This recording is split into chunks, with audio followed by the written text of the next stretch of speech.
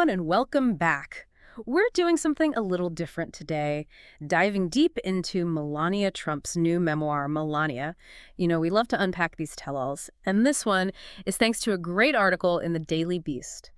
And it sounds juicy, let me tell you, so many fascinating little details about Melania herself, what makes her tick, how she sees the world, and of course, we're going to peek behind the curtain of her time as First Lady. Right. Absolutely. And I think that's what people are most interested in, the why behind the what. Exactly. Okay, so the article jumps right into her childhood.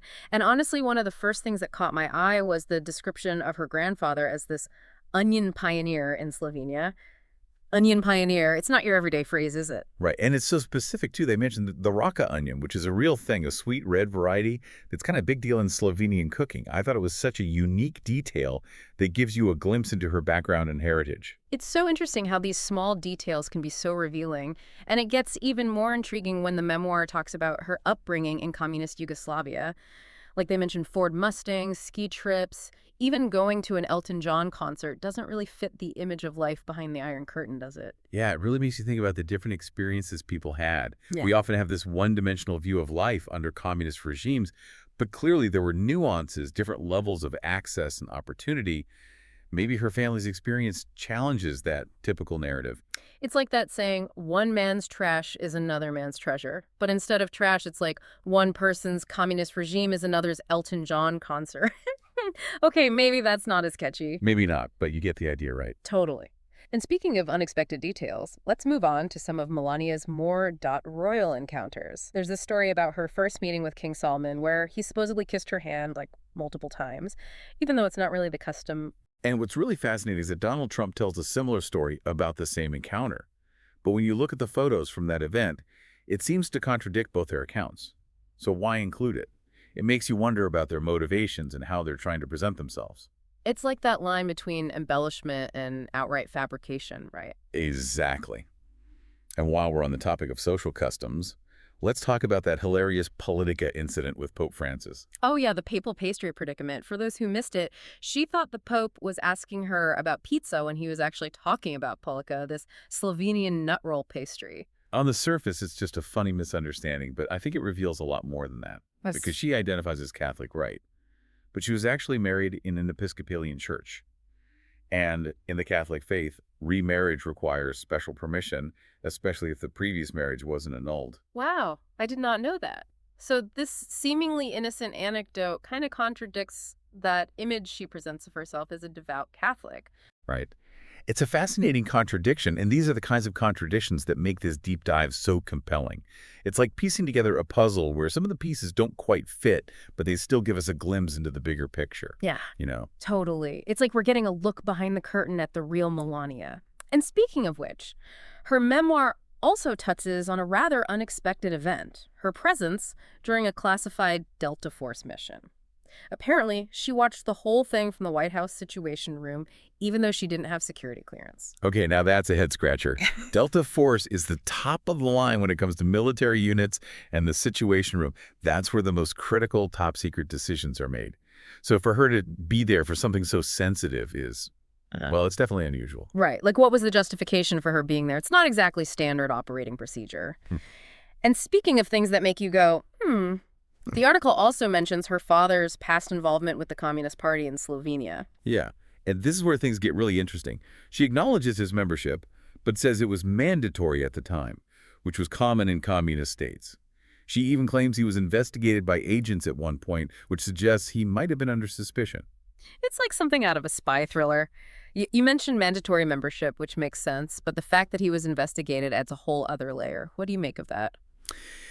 It's hard to say for sure without more information, but it's interesting that she's adamant her father was never found guilty of any wrongdoing. It could be a way of protecting his legacy, showing that his involvement with the party didn't necessarily reflect his personal beliefs. It's a fascinating glimpse into family loyalty and how it intersects with political ideologies, especially ones that are often viewed with suspicion in the West. Absolutely. Okay, so we've talked about onions, popes, and covert operations. Now let's talk about something a little more scandalous, shall we? I'm talking about those nude modeling photos of Melania that caused quite a stir a while back. Remember those? How could we forget? They definitely made headlines. Right. But here's the interesting thing in her memoir. She seems to be reclaiming that part of her past. Oh, really? How so? Well, she describes those photos as art, and even goes on to list some of her high-profile modeling gigs. Macy's, Neiman Marcus, even a billboard in Times Square. It's like she's saying, yeah, I did that, and it was a legitimate part of my career. Exactly. It's a far cry from the often conservative image typically associated with the role of First Lady.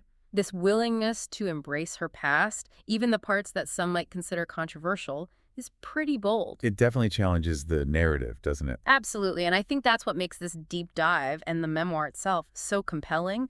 Melania is full of contradictions and surprises, and it's these very contradictions that make her such an intriguing figure. It's like she's saying there's more to me than meets the eye, and she's inviting us to unpack those layers. It's a fascinating look at how she wants to be perceived, especially now that she's out of the White House. Exactly, and it makes you wonder if those contradictions are intentional, part of a larger strategy to control her own narrative. It's certainly a possibility. Take, for instance, her account of meeting King Charles back in 2005.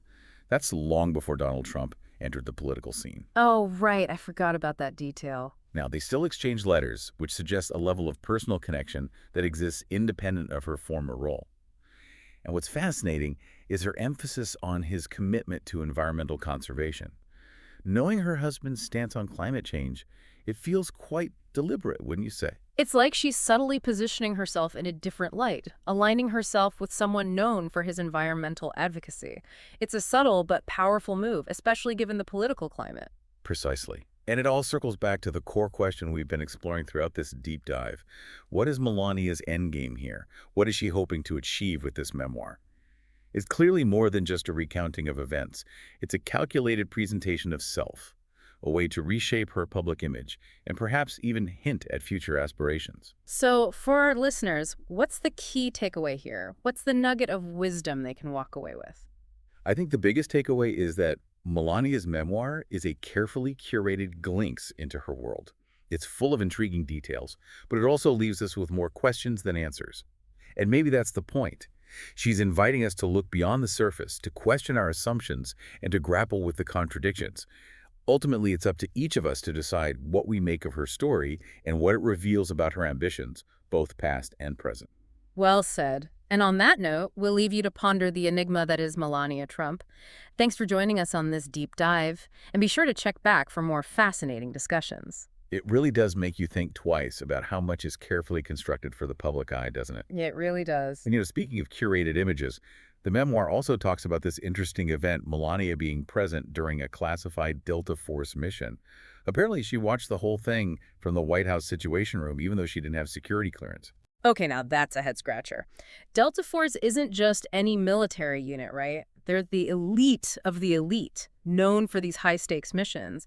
And the Situation Room, that's where the biggest decisions are made, the top secret stuff. Exactly. So for her to be there for something that sensitive is, well, it's definitely out of the ordinary. Totally. It's like, what was the reason for her being there? It doesn't really make sense. And speaking of things that make you scratch your head, the article also talks about her father's past with the Communist Party in Slovenia. Yeah, that's a whole other can of worms. Yeah. She says that his membership was mandatory at the time, which makes sense. It was common in communist states. But then she claims he was actually investigated by agents at one point, which makes it seem like he was under suspicion. Wow, it's like something out of a spy movie. You mentioned mandatory membership, but the fact that he was investigated changes things. What are your thoughts on that? It's tough to say for sure without more info, But I find it interesting that she's very clear that her father was never found guilty of anything. It could be a way of protecting his legacy, showing that just because he was involved with the party doesn't mean he believed in what they were doing. Yeah, it's a fascinating look at family loyalty and how it intersects with politics and ideology. Absolutely. Okay, so we've covered onions, popes, even covert operations. Now let's switch gears to something a little more scandalous, shall we? Remember those nude photos of Melania that caused such a stir a while back? How could I forget? They were everywhere. Right.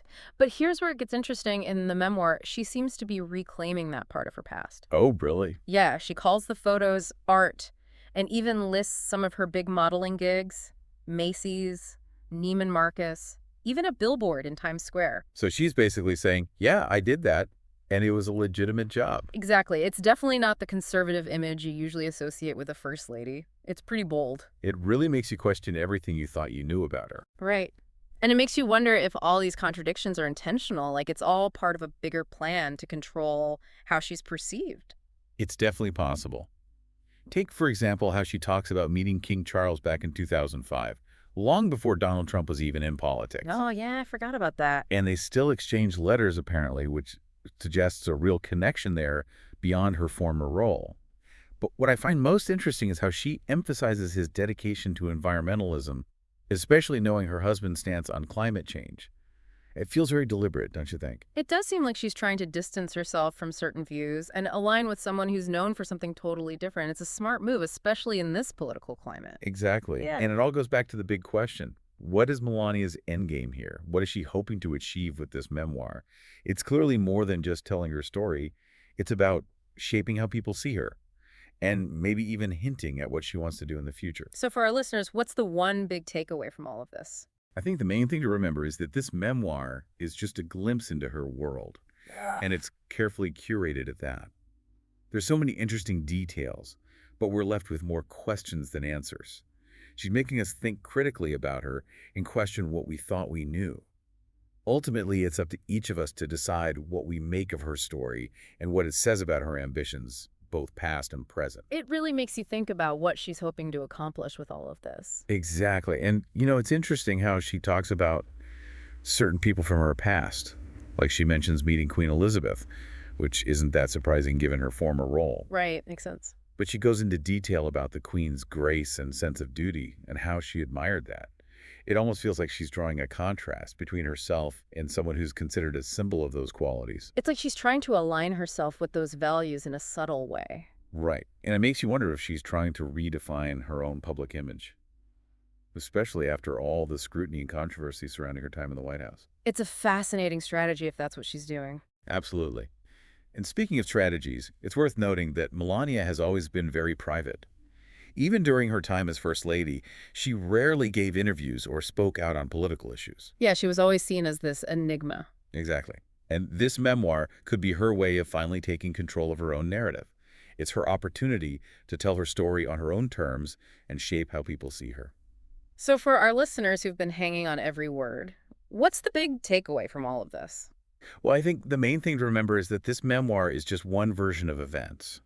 It's Melania's perspective, and it's likely carefully crafted to present her in a certain light. So we shouldn't take everything at face value. Exactly. It's important to read between the lines and consider the motivations behind her words. That's great advice for anything we read, really. Absolutely. But especially when it comes to memoirs and autobiographies, they're always going to be subjective accounts, and it's up to us to decide what we believe. It's so true.